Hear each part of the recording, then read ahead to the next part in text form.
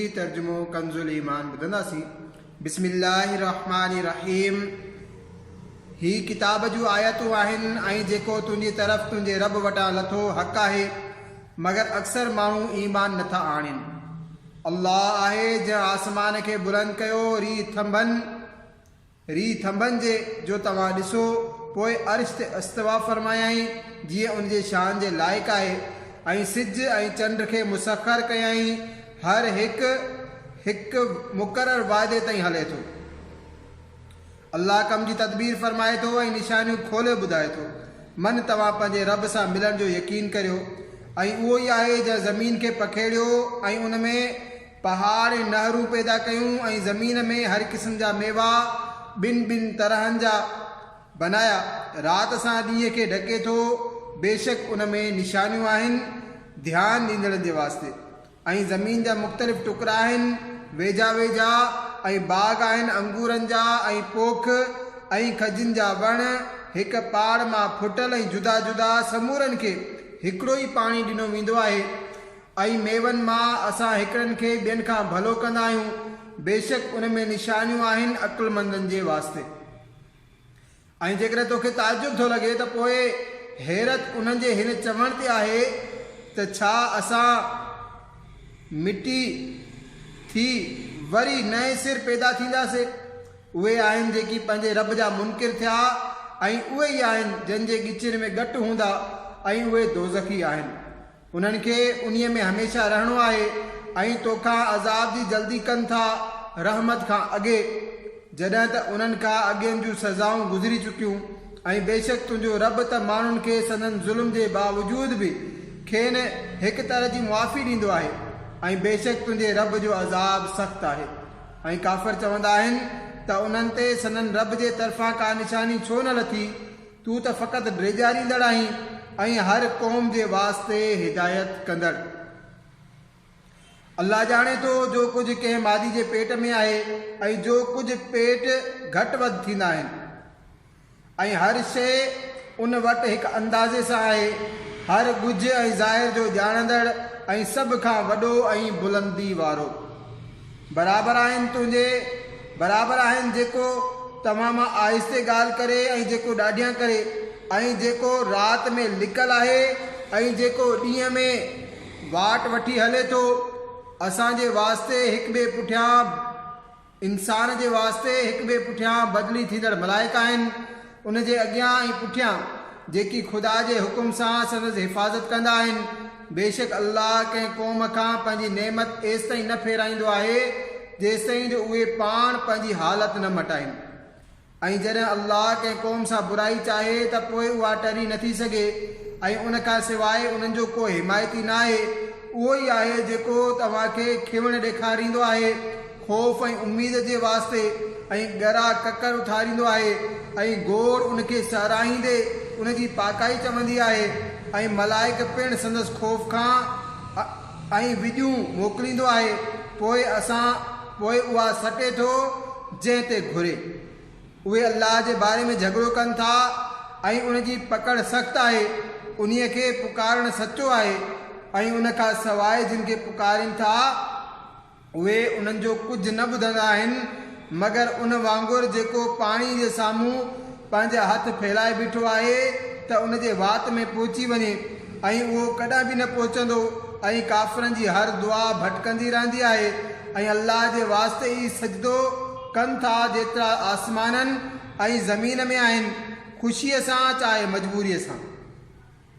ऐं उन्हनि जा पाछा हर सुबुह ऐं शाम तव्हां फरमायो आसमाननि ऐं ज़मीन जो रब केरु आहे? तव्हां पाण ई फरमायो अल्लाह। तव्हां फरमायो त पोइ छा उन खां सवाइ तव्हां उहे हिमायती ठाहिया आहिनि जेकी पंहिंजो भलो ऐं बुरो नथा करे सघनि? तूं फरमाए छा अंधो ऐं अखियुनि वारो बराबरि थी वेंदा, या छा बराबरि थी वेंदियूं ऊंदाहियूं ऐं रोशनाई? छा अल्लाह जे वास्ते अहिड़ा शरीक ठाहिया अथनि जन अल्लाह वांगुरु कुझु बनायो हुजे? पोइ खेनि उन्हनि जो ऐं उनजो ठाहिणु हिकु जहिड़ो मालूम थियो? तू फरमाए हर शइ जो ख़ालिक अल्लाह ई आहे, ऐं उहो ई अकेलो समूरनि ते ग़ालिब आहे। उन आसमान मां पाणी लाथो त नाला यानी वादियूं पंहिंजे पंहिंजे लाइक़ु वही हलिया ऐं छर पाणी उभरियल झग खणी आयो ऐं उहो जंहिं ते बाह ॿारींदा आहिनि ज़ेवर या ॿिए सामान ठाहिण जे वास्ते उन ते बि ओड़ो ई झग उथंदो आहे। अहिड़ी तरह अल्लाह हक़ ऐं बातिल जो मिसाल बयानु कंदो आहे, पर झग त रदी थी करे परे थी वेंदो आहे ऐं जेको माण्हुनि खे नफ़ो पहुचाए सो ज़मीन में रहंदो आहे। अल्लाह अहिड़ी तरह मिसाल बयानु फरमाईंदो आहे जन माण्हुनि पंहिंजे रब जो हुकुम मञियो उन्हनि जे वास्ते भलाई आहे ऐं जन उन जो हुकुम न मञियो जेकर उन्हनि जी मिल्कियत में हुजे उहो समूरो जेको ज़मीन में आहे ऐं उन जेतिरो ॿियो बि त ज़रूरु पंहिंजी जान छॾाइण जे लाइ ॾियनि। उहे आहिनि जंहिंजो हिसाब बुरो थींदो ऐं उन्हनि जो टिकाणो जहन्नम आहे ऐं कहिड़ी न बुछड़ी पथरणी आहे।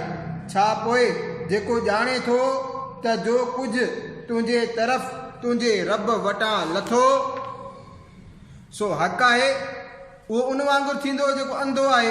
नसीहत फ़क़ति अक़ल वारा मञींदा आहिनि जेकी अल्लाह सां कयल अहद पूरा कंदा आहिनि ऐं पको कोल करे फिरंदा न आहिनि ऐं उहे ॻंढींदा आहिनि जंहिंजे ॻंढण जो अल्लाह हुकुम ॾिनो ऐं पंहिंजे रब खां डिॼंदा आहिनि ऐं बुरे हिसाब खां ख़ौफ़ रखंदा आहिनि ऐं उहे जन सब्र कयो पंहिंजे रब जी रज़ा तलबी जे वास्ते नमाज़ क़ाइमु रखियाऊं ऐं असांजे ॾिने मां असांजी वाट में कुझु ऐं ज़ाहिर में कुझु ख़र्च कयूं ऐं बुराई जे बदिले भलाई करे टारींदा आहिनि उन्हनि जे वास्ते आहे आख़िरत जे घर जो नफ़ो रिहाइश जा बाग जिन में उहे दाख़िल थींदा या उहे जेकी लाइक़ु हुजनि संदन अबनि ॾाॾनि ऐं ज़ालुनि ऐं औलाद मां ऐं मलाइक वटनि हर दरवाज़े खां हिन तरह चवंदा ईंदा तव्हां ते सलामती हुजे तव्हांजे सब्र जे बदिले में पोइ आख़िरत जो घर कहिड़ो न सुठो आहे।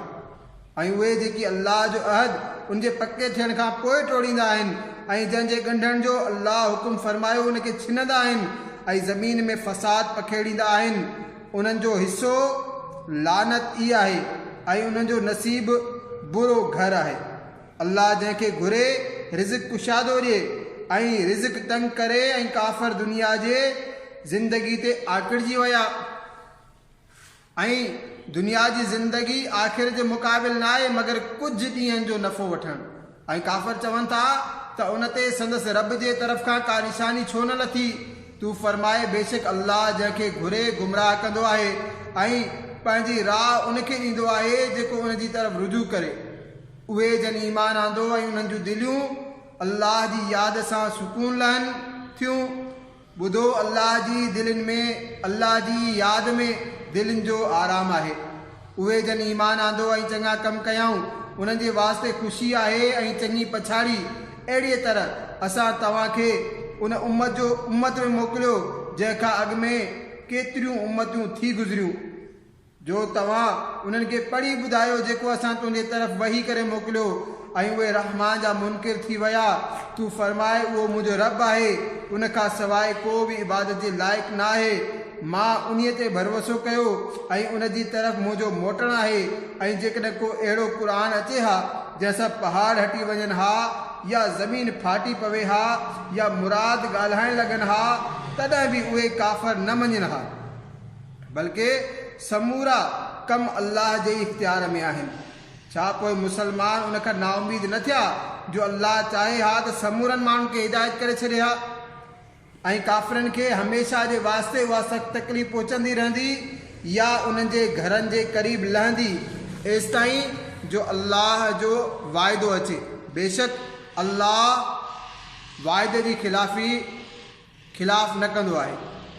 बेशक तोखां अॻियनि रसूलनि ते मस्खरियूं कयूं वयूं पोइ काफ़िरनि खे मां कुझु ॾींहं डर ॾिनी पोइ उन्हनि खे पकड़ कयमि पोइ मुंहिंजो अज़ाब कहिड़ो न सख़्तु हो। छा पोइ उहो हर साह ते संदसि अमरनि जी निगाहदाश्त रखंदो आहे। उहे अल्लाह जा शरीक ठाहिनि था। तूं फरमाए उन्हनि जा नाला था वठो या उनखे उहो ॿुधायो था जो उन जे इल्म में समूरी ज़मीन में न आहे या ईअं मथां छिरी ॻाल्हि बल्कि काफ़िरनि जी नज़र में उन्हनि जी ठगी चङी लॻी ऐं राह खां रोकिया विया। ऐं जन खे अल्लाह गुमराह करे उनखे को हिदायत करण वारो न आहे। उन्हनि जे वास्ते अज़ाब आहे दुनिया जी आख़िरत, दुनिया जी ज़िंदगी में। बेशक आख़िरत जो अज़ाब सभ खां सख़्तु आहे ऐं उन्हनि खे अल्लाह खां को बि बचाइण वारो न आहे। उन जन्नत जो अहवाल जंहिंजो परहेज़गारनि सां वाइदो आहे, उन जे हेठां नहरूं वहनि थियूं, उन जा मेवा ऐं उन जी छांव दाइमी आहे। उहा पछाड़ी आहे परहेज़गारनि जी ऐं काफ़िरनि जी पछाड़ी बाह आहे।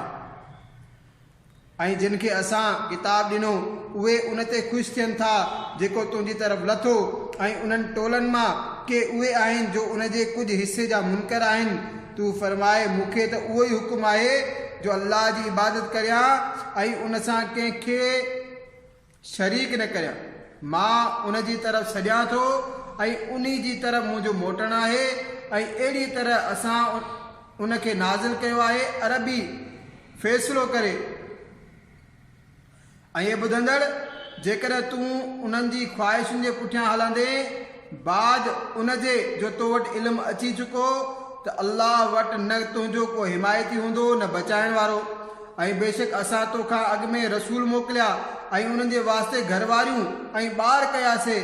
ऐं कंहिं रसूल जो कमु न आहे जो का निशानी आणे मगर अल्लाह जे हुकुम सां। हर वाइदे जे वास्ते हिकु लिखत आहे। अल्लाह जेकी चाहे मिटाईंदो ऐं साबित रखंदो आहे ऐं असुल लिखियल उन्हीअ वटि आहे। ऐं जेकॾहिं असां तोखे ॾेखारियूं को वाइदो जेको उन्हनि खे ॾिनो वञे थो या अॻे ई असां तोखे पाण वटि घुरायूं, पोइ हर हालत में तुंहिंजे ज़िम्मे फ़क़ति पहुचाइणु आहे ऐं हिसाब वठणु असांजे ज़िम्मे आहे। छा उन्हनि खे नज़र न आयो त असां हर तरफ़ खां उन्हनि जी आबादी घटाईंदा अचूं था?